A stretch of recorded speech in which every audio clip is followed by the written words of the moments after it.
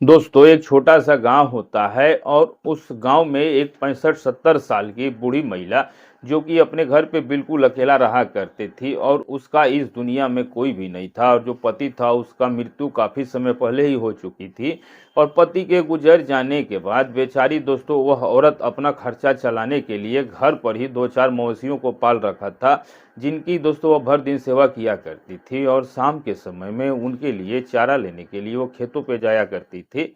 फिर दोस्तों इसी तरह से एक दिन की बात है जब वह महिला अपने मवेशियों के लिए चारा लेने के लिए खेत पे जाती है, तब तक दोस्तों अचानक से उसका मन काफ़ी ज़्यादा व्याकुल हो जाता है और उससे रहा नहीं जाता है। फिर वह पास के ही एक मकई के खेत के अंदर चली जाती है और जाने के बाद दोस्तों वह अपने हाथों से ही कुछ ऐसे काम करने लगती है कि दोस्तों जिसके बारे में आप लोग कल्पना भी नहीं कर सकते हैं कि आखिरकार एक 65-70 साल की महिला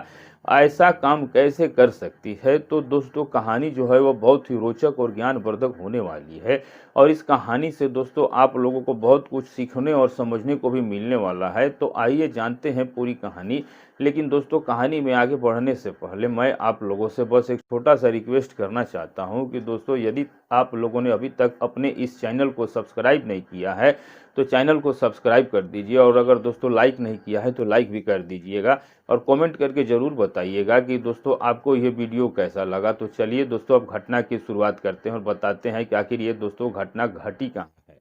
दोस्तों ये जो आज की जो मैं आपको ये कहानी सुनाने जा रहा हूँ, ये एक छोटे से गांव में एक जानकी नाम की 60-65 साल की बेहद ही खूबसूरत महिला रहा करती थी। जानकी का इस दुनिया में कोई भी नहीं था और दोस्तों जो जानकी का पति था उसका निधन काफ़ी समय पहले ही हो चुका था। अब दोस्तों बेचारी जानकी जो थी वह बहुत कम समय में विधवा हो चुकी थी और उसका कोई भी बाल बच्चे भी नहीं थे, जिसके कारण दोस्तों उसको अपने घर पे बिल्कुल ही अकेले रहना पड़ता था। और जानकी जो थी वह अपना खर्चा चलाने के लिए घर पर ही 4-5 मवेशियों को पाल के रखा था, जिनका वह भर दिन सेवा किया करती थी और उनका चारा लाने के लिए वह प्रतिदिन शाम के समय में खेतों पे जाया करती थी और खेतों पे जाने के बाद वह अपने मवेशियों के लिए बहुत सारा चारा लेकर के आती थी और ला करके उनको खिलाती थी, उनका पूरा देख रेख करती थी और उनका देख रेख में किसी प्रकार की कोई कसर नहीं छोड़ती थी। और जो जानकी के मवेशी थे उनमें से कुछ मवेशी जो थे वह दुधारू थे, जिनका दूध बेच करके वो अपने घर का खर्चा चला लिया करती थी।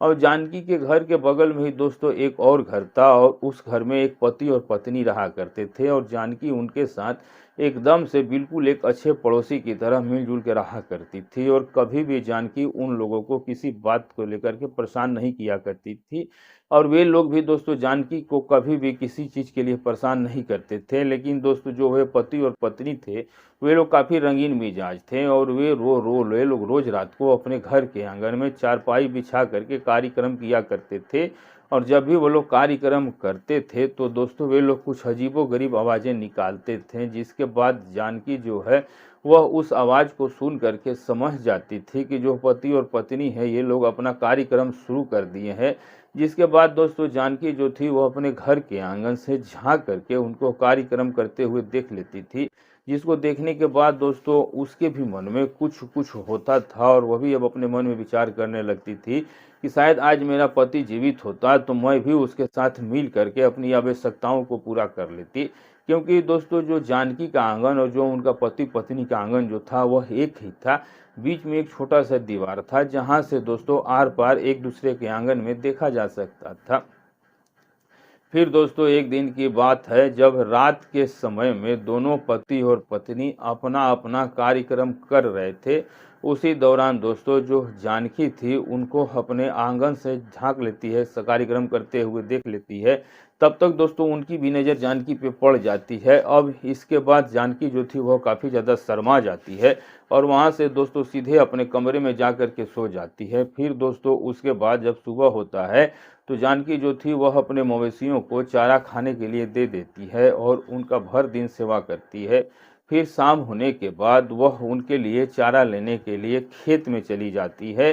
अब दोस्तों जब वह खेतों में चली जाती है तो अपने मवेशियों के लिए कुछ चारे को काट लेती है और दोस्तों एक खेत के मेड़ पे बैठ करके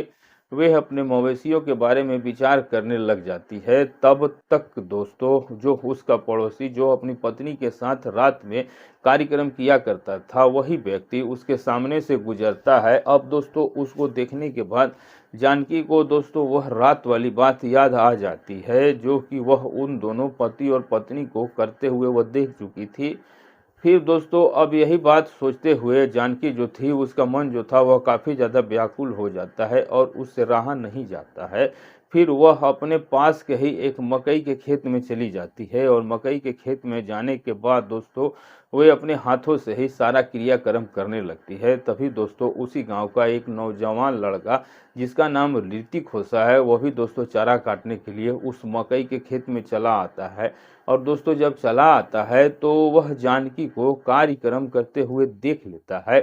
अब इसके बाद दोस्तों जो जानकी थी उसकी भी नज़र ऋतिक पे पड़ जाती है, तो दोस्तों वह भी काफ़ी ज़्यादा घबरा जाती है और वहाँ से उठ करके खेत के मेड़ पे आकर के बैठ जाती है। अब इसके बाद दोस्तों जो ऋतिक था वह जानकी को धमकी देने लगता है और कहता है कि अब मैं तुम्हारी यह बात पूरे गांव वालों को बता दूंगा, मैं हल्ला कर दूंगा।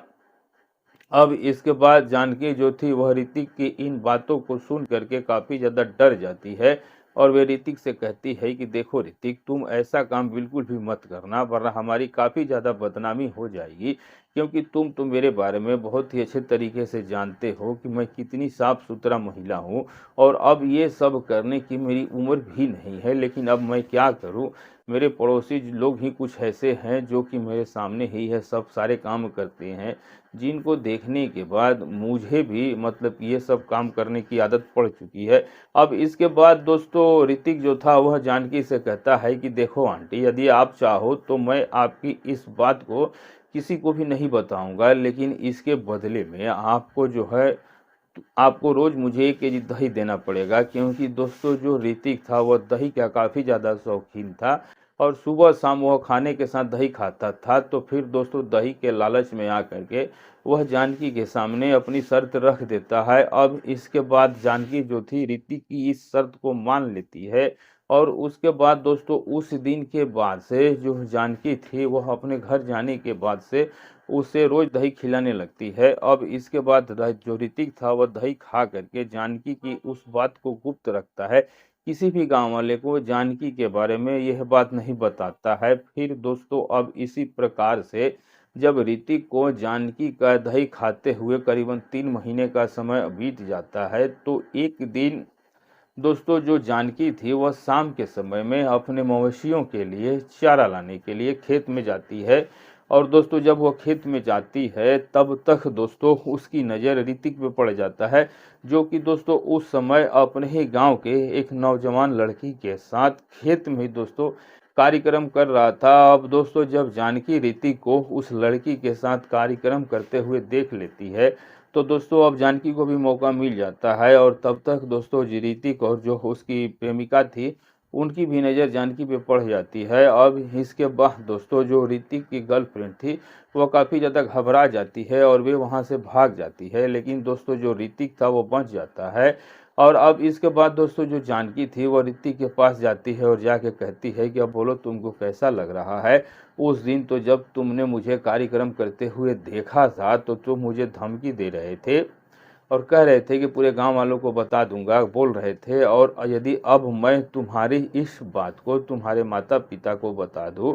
तो तुमको कैसा लगेगा। अब इसके बाद दोस्तों जो ऋतिक था वह जानकी के पैरों पे गिर जाता है और उस दोस्तों उससे माफ़ी मांगने लगता है और कहता है कि आंटी, आपको ये सब मेरे मम्मी पापा को बता करके क्या मिलेगा, इसलिए आप जो है वह इस बात को गांव के किसी भी आदमी से मत बताना, वरना हमारी काफ़ी ज़्यादा बदनामी हो जाएगी। और आप तो जानती ही हो कि मैं अभी तक बिल्कुल ही कुंवारा हूँ, अभी शादी मेरी हुई नहीं है और यदि मेरे इस हरकत के बारे में गांव वालों को पता चल जाएगा तो फिर मेरी शादी भी नहीं हो पाएगी और इसके बाद से मुझे पूरी ज़िंदगी कुंवारा ही घर पे रहना पड़ेगा।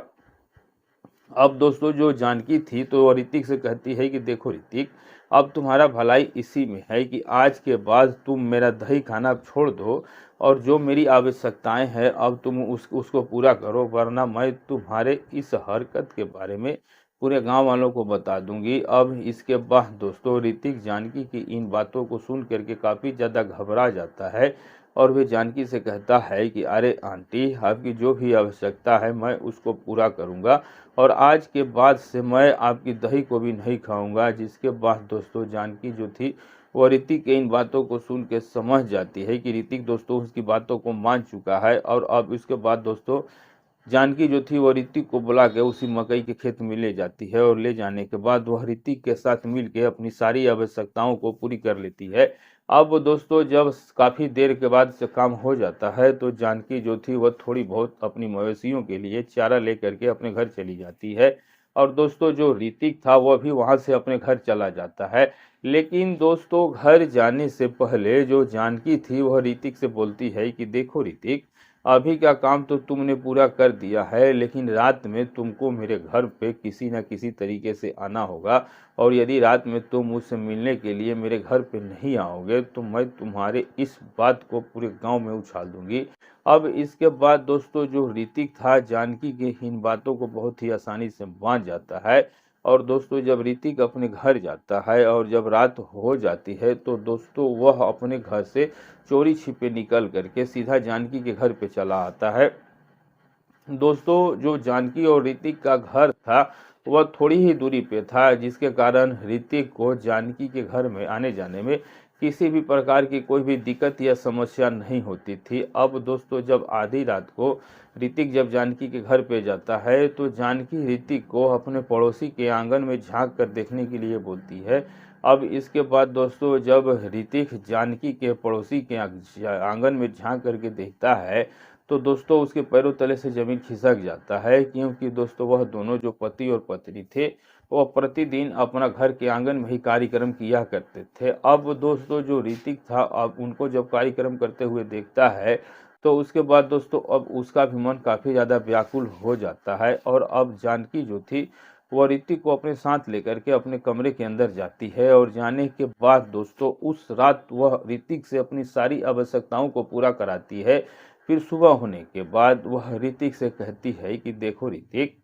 तुम्हारा भलाई अब इसी में है कि तुम आज के बाद से तुम प्रतिदिन इसी तरह से अपने घर से मेरे घर पे चले आना और घर पे आने के बाद तुम मेरी आवश्यकताओं को पूरा करना। और यदि एक दिन भी तुम मेरे घर पे मेरी आवश्यकताओं को पूरा करने नहीं आओगे तो मैं तुम्हारे इस बात को पूरे गांव में फैला दूंगी।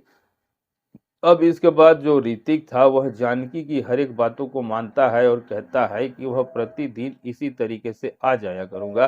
तुमको मेरे बारे में चिंता करने की कोई आवश्यकता नहीं है। फिर दोस्तों जो ऋतिक था वह जानकी के घर से सीधा अपने घर चला जाता है और दूसरे दिन जब रात होता है तो फिर से जो ऋतिक था वह जानकी की आवश्यकताओं को पूरा करने के लिए उसके घर पे आता है। और आने के बाद फिर से जो जानकी थी वो ऋतिक के साथ मिल करके अपनी आवश्यकताओं को पूरा करती है। और ये सिलसिला दोस्तों लगभग करीबन 4 महीने तक इसी तरीके से चलते रहता है और जानकी जो थी वो ऋतिक से अपनी आवश्यकताओं को पूरा करते रहती है। लेकिन दोस्तों एक दिन की बात है, ठंड का मौसम था और कड़ाके की ठंडी पड़ रही थी और उस दिन जो ऋतिक था उसका तबीयत थोड़ा ठीक नहीं था, जिसके कारण वह जानकी के घर पर उसकी आवश्यकताओं को पूरा करने के लिए नहीं जाता है। जिसके बाद जानकी जो थी वो ऋतिक पे काफ़ी ज़्यादा गुस्सा हो जाती है और सुबह होने के बाद वह उसी समय ऋतिक के घर पे जाती है। और ऋतिक के घर पे जाने के बाद दोस्तों वह ऋतिक को अपने इशारे ही इशारों में समझाती है और कहती है कि देखो आज मैं बर्दाश्त कर गई, लेकिन आइंदा तुम कभी भी ऐसी गलती करोगे तो मैं बिल्कुल भी बर्दाश्त नहीं करूंगी और तुमको आज रात को मेरे घर पे किसी भी हाल में आना है। अब इसके बाद दोस्तों जो ऋतिक था वह जानकी से कहता है कि अरे आंटी, मैं कोई जानबूझ करके आपके घर पे नहीं आ रहा है। तब उसके बाद जो जानकी थी वो बोलती है वो ऋतिक के घर से चली जाती है और रात होने का इंतजार करती है। और फिर दोस्तों जब रात हो जाता है तो जो ऋतिक था वह किसी तरीके से अपने आप को संभालते हुए वो अपने घर से निकल करके जानकी के घर की ओर जाने लगता है। तब तक दोस्तों जो जानकी के पड़ोसी जो पति और पत्नी थे उनकी नज़र ऋतिक पे पड़ जाती है और वे लोग दोस्तों ऋतिक के जानकी के कमरे के अंदर जाते हुए देख लेते हैं। जिसके बाद वे लोग दोस्तों सब कुछ समझ जाते हैं कि जो ये जानकी है ये भी काफ़ी ज़्यादा रंगीन मिजाजी महिला है, इसीलिए तो वह ऋतिक को रात के समय में अपने घर पे बुलाई है। और अब दोस्तों जब ऋतिक जानकी के कमरे में जाता है तो उसी समय जानकी ऋतिक पर टूट पड़ती है और अपनी आवश्यकताओं को पूरा करने लगती है। तब तक दोस्तों इधर जो जानकी के पड़ोसी पति और पत्नी थे वे लोग भी पीछे पीछे जानकी के घर पे चले आते हैं। और दोस्तों जब वो आते हैं तो जानकी को ऋतिक के साथ कार्यक्रम करते हुए देख लेते हैं। अब इसके बाद दोस्तों जो जानकी थी उसकी भी नज़र उन दोनों पे पड़ जाती है, तो वह भी दोस्तों काफ़ी ज़्यादा घबरा जाती है और उनसे कहती है कि देखो, जो कुछ भी आप लोगों ने अभी देखा है इसके बारे में किसी को भी मत बताना, वरना हमारी काफ़ी ज़्यादा बदनामी हो जाएगी। तब तक दोस्तों जो ऋतिक था उसको जानकी से छुटकारा पाने का ये सही मौका मिल जाता है और वह उसी समय उन दोनों के पैरों पे गिर के माफ़ी मांगता है और कहता है कि मैं कोई अपना शौक से अपनी आवश्यकता पूरा करने के लिए इसके घर पे नहीं आया हूँ। दरअसल ये 4 महीनों से मुझे इसी तरीके से अपने घर पे बुलाती है और मेरे साथ अपनी आवश्यकताओं को पूरा करती है और मैं इसके चंगुल में फंस चुका हूँ। इसलिए आप लोग मुझे इसके चंगुल से निकाल दीजिए और आप लोगों की बहुत बहुत मेहरबानी होगी। अब दोस्तों जब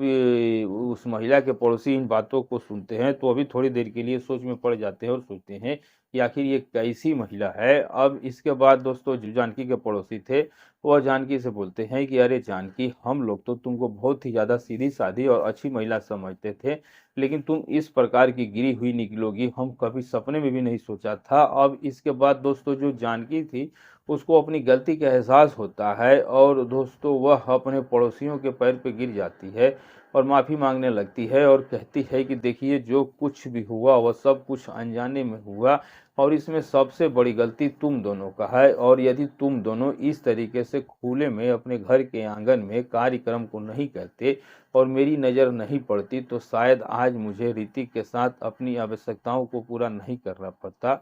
अब इसके बाद दोस्तों जब जानकी के पड़ोसी लोग जानकी के इन बातों को सुनते हैं तो वो लोग भी कुछ समझ नहीं पाते हैं कि आखिरकार जानकी जो है ये कहना क्या चाहती है। अब इसके बाद जो जानकी थी वो पूरा डिटेल के साथ अपने और अपने पड़ोसी के बारे में बताती है, जिसके बाद दोस्तों यह लोग गांव के जब लोग जानकी की इन बातों को सुनते हैं तो समझ जाते हैं कि जानकी जो कुछ भी किया है वह अपनी मर्जी से नहीं किया है। अब इसके बाद सभी लोग इकट्ठे मिलकर के एक दूसरे से माफ़ी मांगते हैं और जो पति पत्नी थे वह लोग भी जानकी के सामने कसम खा जाते हैं कि आज के बाद हम लोग अपने घर के आंगन में इस तरीके का कार्यक्रम कभी नहीं करेंगे। और जो जानकी थी वह भी दोस्तों कुछ दिनों के बाद ऋतिक को आज़ाद कर देती है और कहती है कि ऋतिक, जो कुछ भी हुआ वह सब कुछ अनजाने में हुआ और आखिर मैं भी क्या करूं, मेरी भी अपनी कुछ आवश्यकताएं थी, क्योंकि तुम जानते हो कि मेरे पति का देहांत काफ़ी समय पहले ही हो चुका था और ऊपर से इन दोनों का कार्यक्रम देख के मुझे रहा नहीं गया। और फिर एक दिन जब मैं तुमको अपनी गर्लफ्रेंड के साथ कार्यक्रम करते हुए देखी तो मुझे मौका मिल गया। इसलिए ऋतिक, तुम्हें मुझे माफ़ कर देना और मैं अब आज से कान पकड़ती हूँ कि आज के बाद मैं किसी के साथ भी कोई कार्यक्रम ज़िंदगी में नहीं करूँगी। फिर दोस्तों उसके बाद जो ऋतिक था उसको जानकी से छुटकारा मिल जाता है और इसी प्रकार से उस दिन से ऋतिक जो था वह जानकी से हमेशा हमेशा के लिए छूट जाता है। और जो जानकी के पड़ोसी लोग थे वह लोग भी उस दिन से घर के आंगन में अपना कार्यक्रम करना बंद कर देते हैं और जानकी भी दोस्तों अपने घर पे बहुत आराम से रहने लगती है और अपने मवेशियों की देखभाल करने लगती है। तो दोस्तों ये थी आज की कहानी, आपको कैसी लगी कमेंट करके ज़रूर बताइएगा। और दोस्तों घटना सुनाने, कहानी सुनाने का हमारा मकसद किसी को आहत करना, किसी की भावनाओं को ठेस पहुंचाना नहीं है, सिर्फ आपको जागरूक और सचेत करना है। तो दोस्तों वीडियो अच्छी लगी हो तो चैनल को सब्सक्राइब, वीडियो को लाइक जरूर कीजिएगा। और आप ये वीडियो जहाँ से भी देख रहे हैं अपना अपने सिटी का नाम लिखना बिल्कुल मत भूलिएगा। मिलेंगे ऐसे ही किसी सच्ची घटना के साथ, तब तक के लिए दोस्तों नमस्कार।